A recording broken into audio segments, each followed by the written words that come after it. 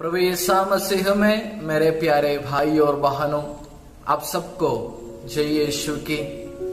जब हम पहली बार किसी पर्वत की ऊंची चोटी पर चढ़ते हैं तो नीचे चारों ओर के रमणीय दृश्य देखकर आनंदित हो उठते हैं।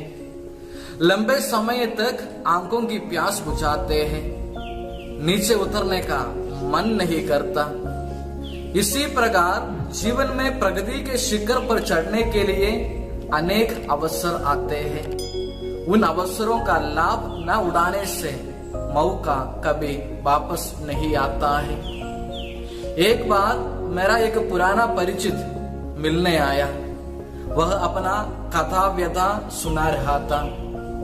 कुछ साल पहले उसका इकलौता बेटा एक्सीडेंट में मर गया था। उसकी पत्नी कैंसर बीमारी से पीड़ित है और उसके साथ साथ आर्थिक परेशानियां भी हैं। सब कुछ बताने के बाद उन्होंने कहा, पता नहीं क्यों ईश्वर मुझे इस प्रकार सताते हैं।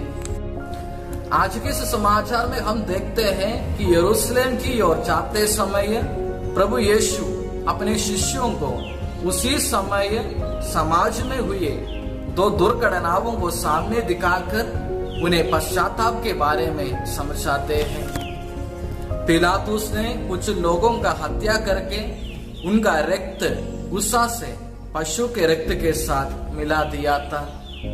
यह उसकी हृदय की कठोरता थी तथा उससे गुस्सा इसलिए आया कि उन्होंने अपनी गलती स्वीकार नहीं किया। फिर सिलोआम की मीनार गिरने से यरूशलेम के 18 लोग दबकर मर गए।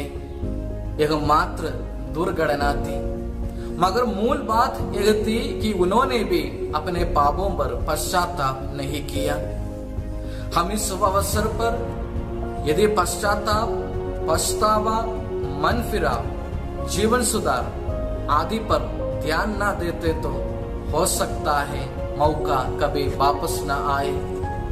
जिंदगी के दुख, संकट, समस्याएं, परेशानियां आदि ईश्वर के विरुद्ध मुड़ने के लिए नहीं, बल्कि ईश्वर की ओर मुड़ने के लिए है। आज के समाचार का दूसरा भाग है एक फलहीन अंजीर का पेड़ का दृष्टांत। बहुत बार सुनने और पढ़ने के कारण एक दृष्टांत हमारे लिए सुपरिचित है।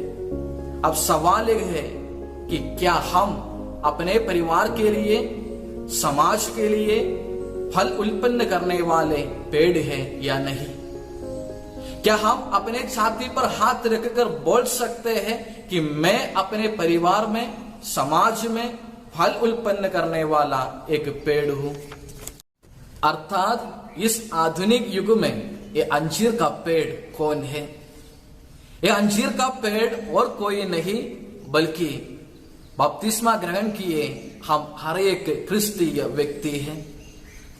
और फल खोजने के लिए आए मालिक और कोई नहीं है, पिता परमेश्वर है। जीवन में प्रगति के शिखर पर चढ़ने के लिए अनेक अवसर ईश्वर हमको देते हैं, लेकिन इतने खाद खाने के बावजूद भी हम कुछ फल उत्पन्न नहीं करते।